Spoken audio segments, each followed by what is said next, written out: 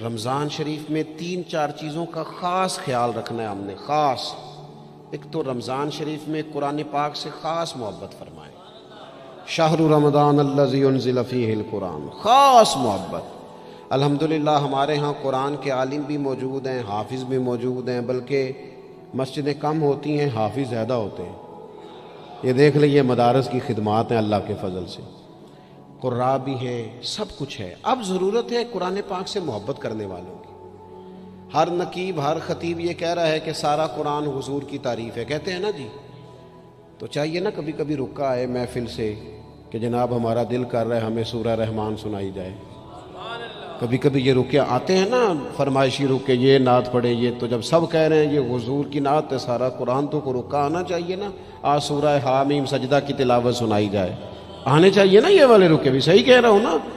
تو خوب ارادہ کریں کہ قرآن مجید سننا ہے۔ ہم کھڑے رہتے ہیں، ہم کھڑے رہتے ہیں، پاسپورٹ کے دفتر بھی 1.5 گھنٹہ لوگ کھڑے ہیں، شناختی کارڈ کے دفتر میں بھی کھڑے، امیگریشن کی لائنوں میں بھی کھڑے۔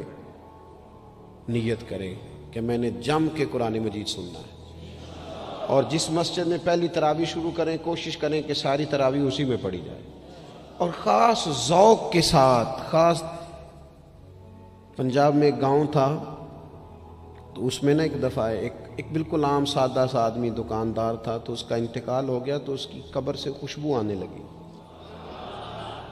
تو اگر پیر صاحب ہوتے پھر تو بچوں کی موج لگ جاتی، کیا بات ہے بھئی، اتنی کرامت۔ عام سادہ آدمی تھا، قبر سے خوشبو آنے لگی، لوگ پہنچ گئے، معلومات کی، گھر تک گئے، کہا کوئی مطلب ٹھیک ہے داڑھی شریف تھی، نمازی تھا، لیکن کوئی ایسی خاص چیز ہم نے نہیں دیکھی۔ تو اس کے گھر والے بتانے لگے کہ نا قرآن مجید نہیں پڑھا ہوا تھا، بوڑھا آدمی تھا لیکن قرآن مجید سے عشق کرتا تھا، کئی گھنٹے قرآن مجید کو وضو کر کے اپنے پاس رکھتا اور پھر انگلیاں چلاتا اور کہتا میرے مالک نے میرے لیے جو بھی فرمایا ہے حق اور سچ ہی فرمایا۔ اسے چومتا، پیار کرتا۔ اللہ نے یہ اعزاز دیا کہ اگر انتقال ہوا تو قبر کی مٹی سے بھی خوشبو آنی شروع ہو گئی۔ خدا را قرآن پاک سے پیار کریں، خوب ذوق بنائیں کہ ہم نے قرآن مجید کو سننا ہے۔ دوسری میری گزارش یہ ہے آپ حضرات سے کہ سحری میں اٹھنا تو ہے ہی، سودا لینے کے لیے بھی جانا ہے، ہمارے ہاں دہی دودھ کے لیے بھی لوگ صبح صبح جاتے ہیں، تو ایسا نہ کریں کہ تھوڑا 10 منٹ اور جلدی اٹھ جائیں اور پورا رمضان تہجد کی نماز پڑھیں۔ بڑی پسند ہے نبی کریم کو تہجد کی نماز۔ صبح اگر 2 رکعتیں نصیب ہو جائیں تو نبی کریم علیہ السلام نے فرمایا جب جوان آدمی تہجد کے لیے کھڑا ہوتا ہے تو اللہ فرشتوں کے سامنے فخر فرماتا ہے۔ یہ ضرور عادت بنائیں، صبح جن لوگوں کو چند نفل نصیب ہو جائیں اور پھر وہ دعا مانگیں، ایک تو رمضان پھر تہجد کا ٹائم، اس ذوق بنا۔ اور تیسری گزارش میری یہ ہے، غریب آدمی جو ہوتا ہے وہ سمجھدار نہیں ہوتا، چونکہ عقل مند ہونے کے لیے تو پیسے ہونا بھی تو ضروری ہے نا۔ میں نے دیکھا ہے کہ بالکل ان پڑھ آدمی ہو لیکن سیٹھ ہو نا، تو بڑے بڑے سیانے لوگوں کو نصیحتیں کر رہا ہوتا ہے اور اس کی سنی بھی جا رہی ہوتی۔ میری غربت نے کیا مجھ کو زمانے میں بدنام، تیری دولت نے تیرے عیب چھپا رکھے۔ یہ نا غریب آدمی اگر سیانے ہوتے تو وہ بھی مالدار نہ ہوتے، یہ نہیں سمجھدار ہوتے، یہ بیچارے کمزور ہی اس لیے رہ جاتے ہیں کہ ان کو چالاکیاں، تیزیاں الا ماشاءاللہ نہیں آتی۔ تو کئی دفعہ غریب تکلیف بھی دیتا ہے، جب آپ کچھ بانٹنے لگتے ہیں، جب کچھ آپ دینے لگتے ہیں تو کچھ چیزیں محسوس بھی ہوتی ہیں۔ بندہ دیکھ کر خیرات نہ کریں، اللہ کی رضا دیکھ کر کریں۔ ہمیں صحیح حدیث میں اس شخص کا تذکرہ بھی ملتا ہے جس نے آ کے نا محبوب کی چادر کو کھینچا تھا، یہ بخاری میں، اور گردن مبارک پہ نشان پڑ گیا تھا۔ اس نے کہا میں کچھ لینے آیا ہوں، چادر کو کھینچا، تکلیف ہوئی بظاہر، لیکن محبوب نے پھر بھی جب عطا کیا تو مسکرا کے ہی عطا کیا۔ غریب آدمی تکلیف میں ہے، مہنگائی نے آزمائش پیدا کر دی ہے۔ تھوڑے سے امیر لوگ اگر اپنے اخراجات میں کمی لائیں، یا اگر جو عید پر 6 جوڑے بنواتا ہے وہ 2-4 سے گزارا کر لے، تھوڑا سا اپنے اخراجات کو کم کر کے صرف اپنے رشتہ داروں میں، اپنے دائیں بائیں تھوڑی سی توجہ کریں۔ اور ایک بات کا ضرور خیال فرمائیں، پردہ پوشی بہت بڑا حسن ہے، بہت بڑی خوبصورتی ہے۔ اگر یہ صدقات اور خیرات اور رمضان میں جو مساوات کا مہینہ ہے، اس میں اگر تھوڑی سی نا پردے کے ساتھ، امام ابو نعیم نے لکھا ہے کہ 100 گھر تھا مدینہ شریف میں، 100، تھوڑی سی آبادی ہوتی تھی، 100 گھر کتنا زیادہ ہوگا، 3 وقت کھانا بھی پہنچتا تھا، کپڑے بھی پہنچتے تھے، بیمار کی دوا کے پیسے بھی پہنچتے تھے، کون دے جاتا ہے پتہ کوئی نہیں تھا۔ پھر اچانک سب کے گھر کھانا آنا بند ہوا تو لوگ پریشان ہوئے، ایک دوسرے سے پوچھنے لگے تیرے گھر کب سے نہیں آیا؟ کہ 18 محرم سے۔ تیرے گھر کب سے نہیں آیا؟ اسی شام سے۔ تیرے گھر 18 سے۔ اب جب سب متفق ہوئے تو پتہ چلا کہ 18 محرم کو امام زین العابدین کا انتقال ہوا۔ 100 گھروں میں کھانا جاتا تھا پر پتہ نہیں تھا دے کون جاتا ہے، کچھ تھوڑا سا نا۔ کچھ خبریں ایسی ہیں جو حضرت عمر بن عبدالعزیز صبح اپنے خادم کو نا ایک سارے دن کے کاموں کی لسٹ دیا کرتے تھے، تو ایک دن لسٹ دی تو وہ چاہیے تو یہ تھا نا کہ اس پہ لکھا ہوتا تھا کہ 11 بجے محکمہ تعلیم والوں کو بلانا، ظہر کے بعد دفاع والوں کو بلانا، شام کو صحت والوں کو بلا لینا۔ وہ لسٹ جو دی تھی اس پہ لکھا تھا کہ کل 5000 درود پاک کم رہ گیا تھا، آج زیادہ پڑھنا ہے۔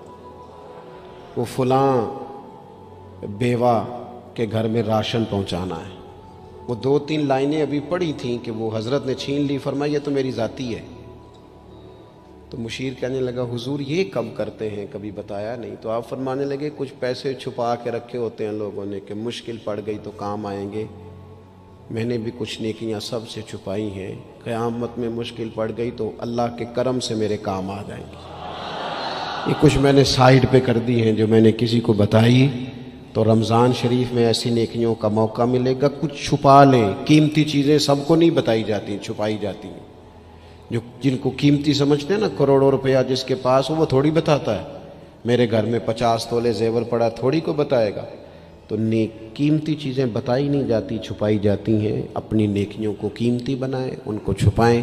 اللہ کے حضور دعا کرتا ہوں، یہ حضرت نے بھی اس پر بات کی تھی اور مجھے بھی ارشاد فرمایا، یہ جو آپس کی رنجشیں ہیں نا، جب مقاصد بڑے ہوتے ہیں پھر رنجشیں نہیں ہوتی۔ آپس کی رنجشیں، بس ایک حدیث پاک عرض کرتا ہوں، اگر آپ کی سمجھ میں آ گئی تو بات۔ ہمارے ہاں نا کچھ لوگوں نے سنتوں کو بھی مخصوص کر لیا نا کہ یہ والی سنت ہے۔ بھئی تمام ظاہری سنن اور آداب پر بھی عمل کریں اور جو باطنی کیفیات ہیں اس پر بھی غور کریں۔ ترمذی میں حدیث ہے، امید ہے آپ یاد رکھیں گے۔ نبی رحمت علیہ السلام نے فرمایا، اے انس، اے میرے بیٹے، تم سے ہو سکے تو صبح اس حال میں کرنا کہ تمہارے دل میں کسی کے لیے بغض نہ ہو۔ صبح اس حال میں کرنا کہ تمہارے دل میں کسی کے لیے بغض نہ ہو۔